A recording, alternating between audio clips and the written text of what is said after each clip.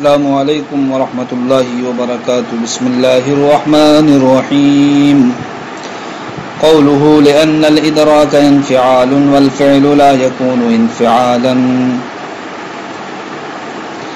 اس قول کے تحت علامہ میر فعل اور انفعال ان دونوں کی تعریف بیان فرمائیں گے، پھر اس بات پر دلیل پیش فرمائیں گے کہ ادراک انفعال کیسے ہے اور فعل انفعال کیوں نہیں ہوتا ہے.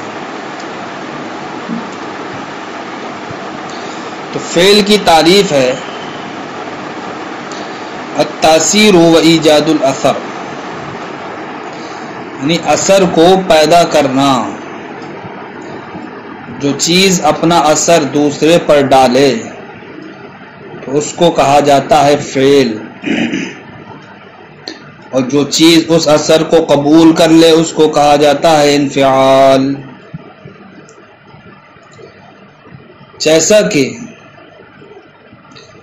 ہم نے کہا کہ قطعت الثوب، میں نے کپڑے کو کاٹا، تو اب فعل قطع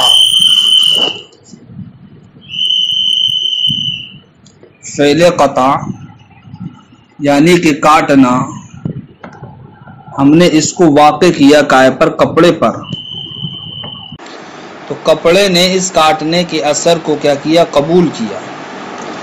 تو اثر ہوا کاٹنا، لہذا اثر کہلائے گا، یعنی کاٹنا کہلائے گا یہاں پر فعل. اور کپڑے نے اس اثر کو قبول کیا تو کپڑا کہلائے گا انفعال.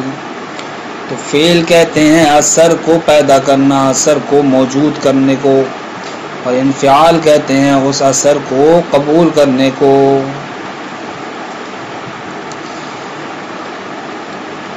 یہ دونوں کے دونوں کیا ہیں؟ مقولات میں سے دو مقولے ہیں. مقولات کتنے ہیں؟ 10 ہیں، جن کو مقولات عشرہ کہا جاتا ہے. ان 10 مقولات میں سے ہر ایک مقولہ دوسرے مقولے کے مباین و مخالف ہے. لہذا جب ہر ایک مقولہ دوسرے کے کیا ہے؟ مخالف ہے، دوسرے کے مباین ہے، تو ایک مقولہ دوسرے پر صادق نہیں آئے گا. اس لیے علامہ میر بیان فرماتے ہیں کہ جب ادراک انفعال ہے تو انفعال ہوتے ہوئے وہ فعل نہیں ہوگا. کیوں؟ اس لیے کہ فعل انفعال ہوتا نہیں ہے، کیونکہ یہ دونوں کے دونوں علیحدہ علیحدہ کیا ہیں؟ یہ مقولے ہیں، اور ہر ایک مقولہ دوسرے مقولے کے کیا ہوتا ہے؟ مخالف ہوتا ہے.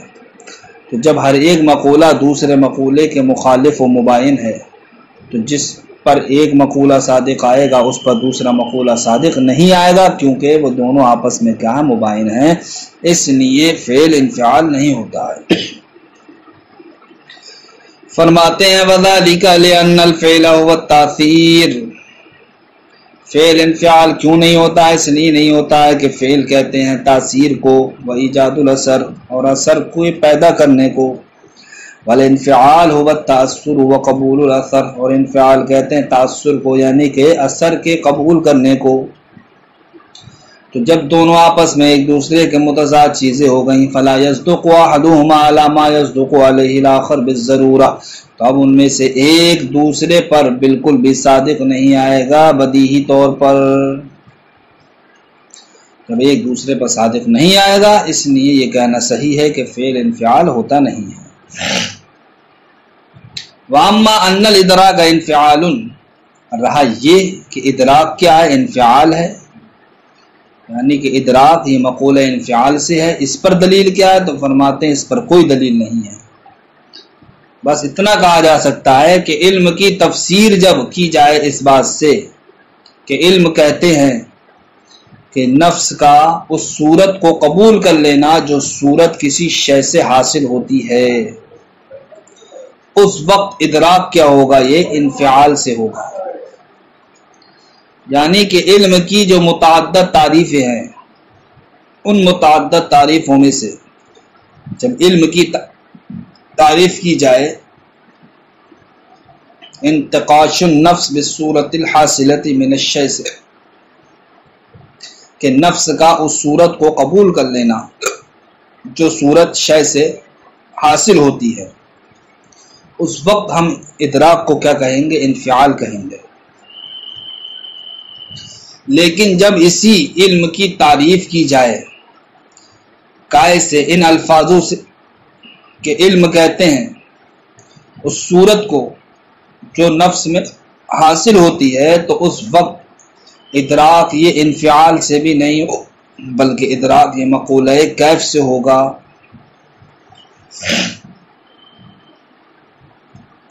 تو ادراک کا انفعال ہونا یہ علم کی تعریف پر منحصر ہے۔ تو اگر علم کی تعریف ہم نے یہ کی کہ علم کہتے ہیں نفس کا اس صورت کو قبول کر لینا جو صورت کسی شے سے حاصل ہوتی ہے، تو قبول کرنے کی وجہ سے ادراک کو ہم انفعال کہہ سکتے ہیں۔ لیکن جب ہم علم کی تعریف کریں گے اس صورت سے جو صورت نفس میں حاصل ہوتی ہے، تو اس وقت ادراک یہ انفعال نہیں ہوگا اور نہ ہی فعل ہوگا، بلکہ اس وقت مقولہ کیف سے ہوگا۔ مقولہ کیف کس کو کہتے ہیں؟ تو مقولہ کیف کہتے ہیں جناب اس کو جو بالذات نہ تو تقسیم کو قبول کرے اور نہ ہی اس کا سمجھنا دوسرے کے سمجھنے پر موقوف ہو، جیسا کہ سواد و بیاض، یعنی کہ کالا ہونا اور سفید ہونا، تو یہ دونوں ایسی چیزیں ہیں جو مقولہ کیف سے کہلاتی ہیں، نہ تو یہ بالذات تقسیم کو قبول کرتی ہیں اور نہ ہی ایسا ہے کہ ان کا سمجھنا کسی دوسری چیز کے سمجھنے پر موقوف۔ فرماتے ہیں وَأَمَّا أَنَّ الْإِدْرَاكَ انفعال، رہی یہ بات کہ ادراک کیا انفعال ہے، فَإِنَّمَا يَصِحُ، تو یہ کہنا اس وقت صحیح ہوگا اذا فسر الادراک بانتقاش النفس بالصورت الحاصلۃ من الشیء، جب کہ ادراک کی تفسیر کی جائے یعنی کہ علم کی تفسیر کی جائے بانتقاش النفس بالصورت الحاصلۃ من الشیء سے، یعنی کہ نفس کا قبول کرنا اس صورت کو جو حاصل ہوتی ہے شے سے۔ واما اذا فسر بالصورت الحاصلۃ فی النفس، رہا جب ادراک کی تعریف یعنی علم کی تعریف کی جائے اس صورت سے جو حاصل ہوتی ہے نفس میں، فیکون من مقولۃ الکیف، تو اس وقت ادراک یہ مقولہ کیف سے ہوگا، فلا یکون فعلا ایضا، تب بھی جل والا یہ فعل نہیں ہوگا۔ قوله واما على رأي الحكماء فالتصديق هو الحكم فقط، قطبی میں آپ نے یہ پڑھا تھا کہ تصدیق کے تعلق سے دو مذہب تھے، ایک مذہب مذہب حکما کا تھا اور دوسرا مذہب امام راضی کا تھا۔ تو حکما کی رائے تصدیق کے تعلق سے یہ تھی کہ تصدیق حکما کے نزدیک صرف و صرف حکم کو کہا جاتا ہے، اور امام راضی کے نزدیک تصدیق تصورات ثلاثہ اور حکم کے مجموعے کو کہا جاتا ہے، یعنی کہ حکما کے نزدیک تصدیق صرف شے واحد کو کہا جاتا ہے، اور وہ شے واحد کیا ہے؟ حکم ہے، اور امام راضی کے نزدیک تصدیق شے واحد کو نہیں کہا جاتا ہے بلکہ جناب والا تصدیق تصورات ثلاثہ اور حکم کے مجموعے کو، یعنی کہ مجموعے کا نام کیا ہے؟ تصدیق ہے۔ تو علامہ قطب الدین رازی نے دو مذہب تصدیق کے تعلق سے تو بیان فرمائے، لیکن علامہ قطب الدین رازی نے یہ نہیں بیان فرمایا ان دونوں مذہبوں میں سے کس کا مذہب صحیح ہو، درست ہے، کس کا مذہب حق ہے۔ علامہ میر اس قول کے تحت اسی بات کو اجاگر فرمانا چاہتے ہیں کہ کس کا مذہب حق ہے۔ تو سنیے، علامہ میر رحمۃ اللہ تعالی علیہ بیان فرماتے ہیں کہ مذہب حکما و مذہب امام راضی میں سے حکما کا مذہب صحیح و حق ہے، حکما کا مذہب صحیح و حق ہے۔ کیوں ہے؟ اس پر دلیل کیا ہے؟ اس پر دلیل یہ ہے کہ علم کی جو دو قسمیں بیان کی گئی ہیں، تصور اور تصدیق، ان دونوں قسموں کی طرف علم کو منقسم کرنے کا مقصد یہ ہے یا یوں کہہ لیجئے کہ تقسیم سے مقصود کیا ہوتا ہے؟ تقسیم سے مقصود ہوتا ہے کہ مقسم کی ہر ایک قسم اپنے طرق محصلہ میں دوسرے قسم کو حاصل کرنے کے طریق سے کیا ہو؟ ممتاز ہو۔ یعنی کہ تقسیم میں اگر ایک قسم کو جس طریقے سے حاصل کیا جا رہا ہے تو دوسری قسم کو کسی اور دوسرے طریقے سے حاصل کیا جائے، تو اب تصور کو جناب والا آپ کس کے ذریعے سے حاصل کریں گے؟ معرف اور اس کے اقسام کے ذریعے سے۔ اور تصدیق کو کس سے آپ حاصل کریں گے؟ حجت اور اس کے اقسام کے ذریعے سے۔ تو دیکھیے تصور کو حاصل کرنے کا جو طریقہ ہے وہ طریقہ غیر ہے اس طریقے کے کہ جس طریقے سے ہم تصدیق کو حاصل کر رہے ہیں، کیونکہ تصور کو ہم معرفات اور اس کے اقسام سے حاصل کر رہے ہیں، لیکن تصدیق کو ہم حجت اور اس کے اقسام سے حاصل کر رہے ہیں۔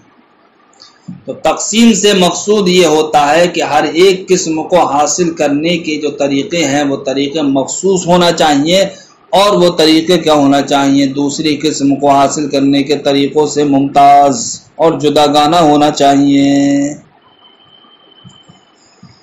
تو اس تقسیم کے مقصود کو ذہن میں رکھتے ہوئے اب آئیے مذہب حکما و مذہب امام راضی کی جانب ہم دیکھتے ہیں کہ تقسیم کا جو مقصود ہے کہ ہر ایک قسم اپنے طرق محصلہ میں دوسری قسم کو حاصل کرنے کے طرق محصلہ سے جناب والا ممتاز ہو، تو یہ کس کے مذہب میں پایا جاتا ہے؟ تو یہ جناب والا مذہب حکما میں پایا جاتا ہے، مذہب امام راضی میں نہیں پایا جاتا۔ مذہب حکما میں کیسے پایا جاتا ہے؟ مذہب حکما میں اس لیے پایا جاتا ہے کہ حکما کے نزدیک تصدیق صرف و صرف کس کا نام ہے؟ حکم کا۔ لہذا اب علم کی پہلی قسم کیا ہوئی؟ تصور، اور دوسری قسم کیا ہوئی؟ حکم۔ اب تصور کو جو حاصل کیا جائے گا وہ معرفات اور اس کی اقسام کے ذریعے سے حاصل کیا جائے گا، اور حکم کو جو حاصل کیا جائے گا وہ حجت اور اس کے اقسام کے ذریعے سے حاصل کیا جائے گا۔ تو دیکھیے علم کی پہلی قسم تصور، اس کو جن طریقوں سے حاصل کیا جا رہا ہے یہ طریقہ جناب والا ممتاز ہے، جداگانہ ہے اس طریقے سے کہ جس کے ذریعے سے ہم حکم کو حاصل کر رہے ہیں، برخلاف امام راضی کے کہ امام راضی کے نزدیک تصدیق چونکہ نام ہے تصورات ثلاثہ اور حکم کے مجموعے کا، لہذا جب تصدیق امام راضی کے نزدیک دو چیزوں کا نام ہوئی، ایک تو حکم کا نام ہوئی اور دوسرے جناب والا تصور کا نام کیا ہوا؟ تصدیق ہوا۔ تو تصدیق امام راضی کے نزدیک دو جز پر مشتمل ہوئی، ایک تصور پر اور دوسری چیز کیا ہے؟ حکم۔ تو اب تصور کو جو ہم حاصل کریں گے وہ معرف اور اس کے اقسام سے حاصل کریں گے، اور حکم کو جو ہم حاصل کریں گے وہ حجت اور اس کے اقسام کے ذریعے سے حاصل کریں گے۔ تو اب دیکھیے جناب والا تصدیق کو جو ہم حاصل کر رہے ہیں وہ دو طریقوں سے حاصل کر رہے ہیں، ایک تو طریقہ معرفات ہے اور دوسرا طریقہ کیا ہے؟ حجت ہے۔ تو اب علم کی دوسری قسم امام راضی کے نزدیک جو حاصل ہو رہی ہے وہ دونوں طریقوں کے ذریعے سے حاصل ہو رہی ہے، دو طریقوں کے ذریعے سے حاصل ہو رہی ہے۔ اور تصور جو علم کی پہلی قسم ہے اس کو بھی ہم معرف اور اس کے اقسام کے ذریعے سے حاصل کریں گے۔ تو اب دیکھیے مذہب امام راضی کے اعتبار سے تصدیق کو ہم جس طریق سے حاصل کر رہے ہیں، جس راستے سے ہم حاصل کر رہے ہیں وہ راستہ مشترک ہو گیا تصور اور تصدیق دونوں میں، یعنی کہ مذہب امام راضی کے مطابق علم کی آپ تقسیم یوں کریں کہ علم کی پہلی قسم کا نام ہے تصور اور علم کی دوسری قسم کا نام ہے تصور مال حکم۔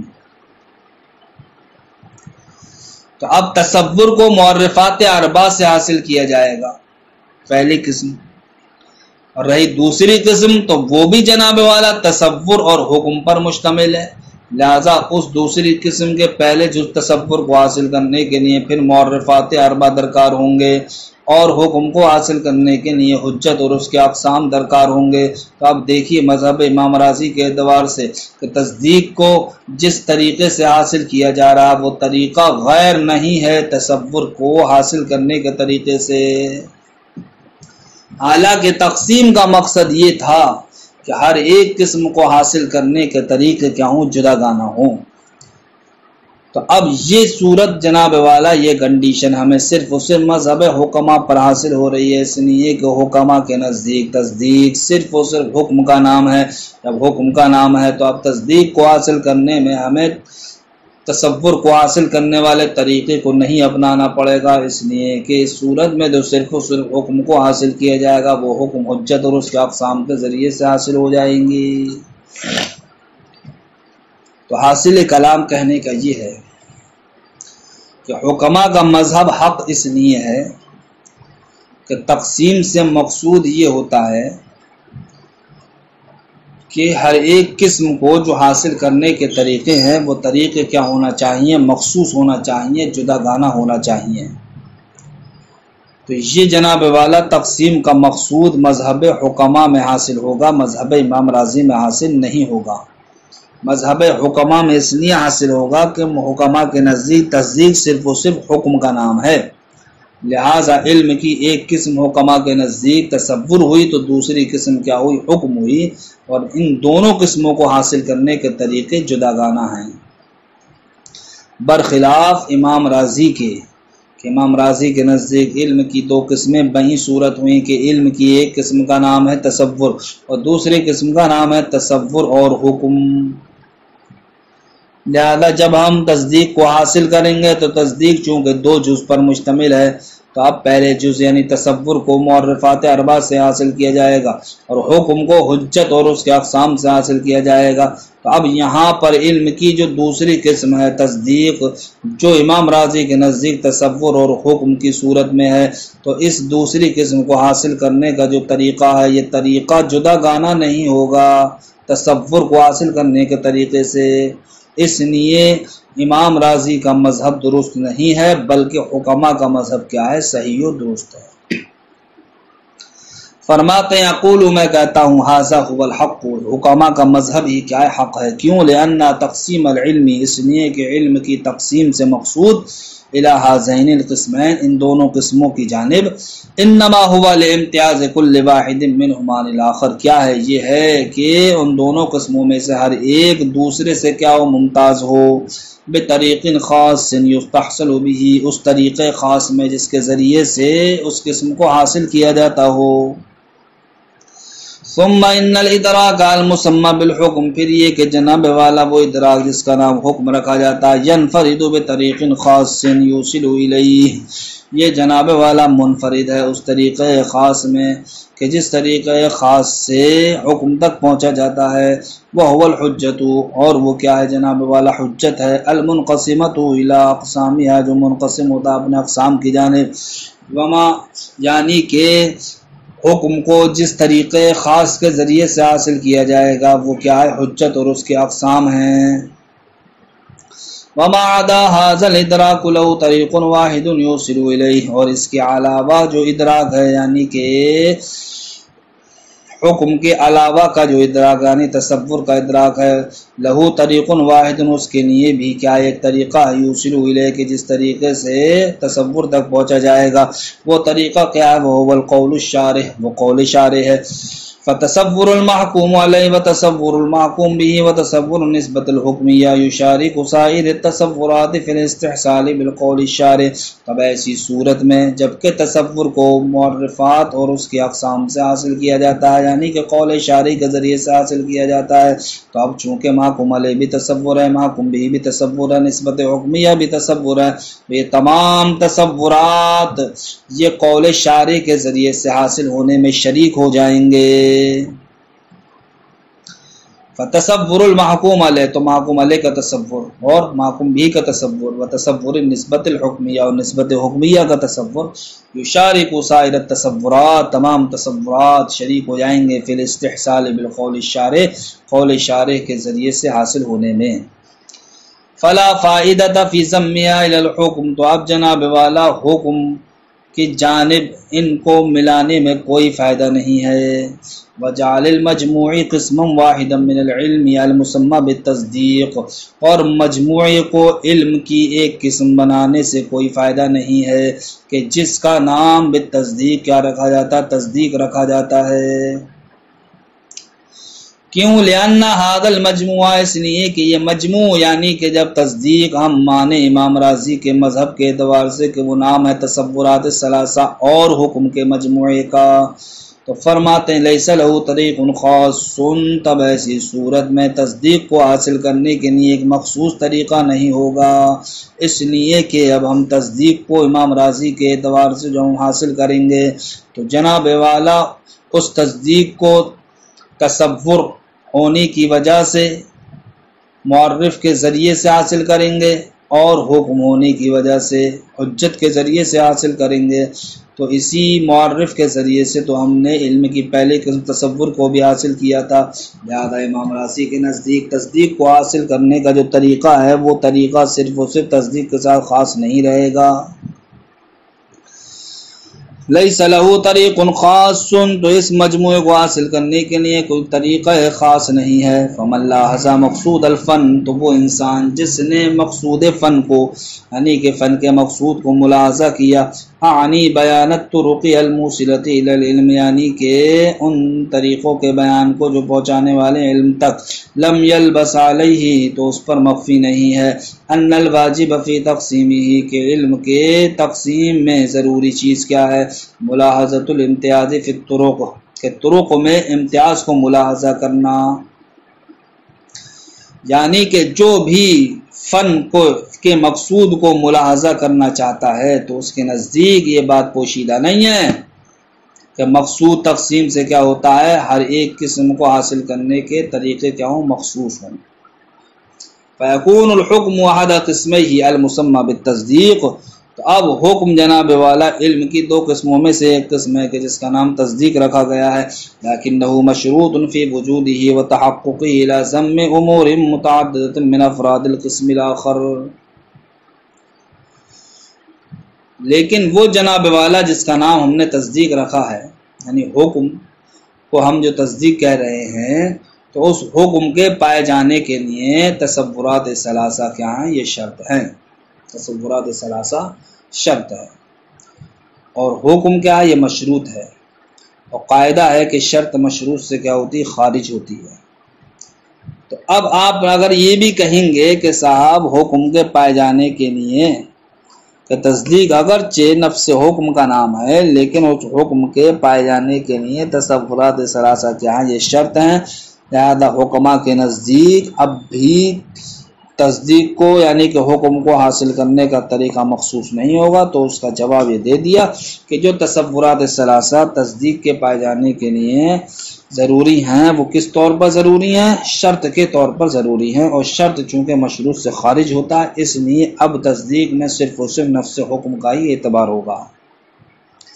لیکنہ مشروط، لیکن حکم مشروط ہے فی وجود ہی، اپنے پائے جانے میں، و تحققی، اور اپنے متحقق ہونے میں، الی ضم امور متعددۃ، چند امور کے ملانے کا، من افراد القسم الاخر، علم کی دوسری قسم کے افراد میں سے، یعنی کہ جناب والا علم کی دوسری قسم کے تصور، تو یہ حکم جو ہمیں حاصل ہوگا وہ چند تصور کے ملانے کی شرط کے ساتھ حاصل ہوگا۔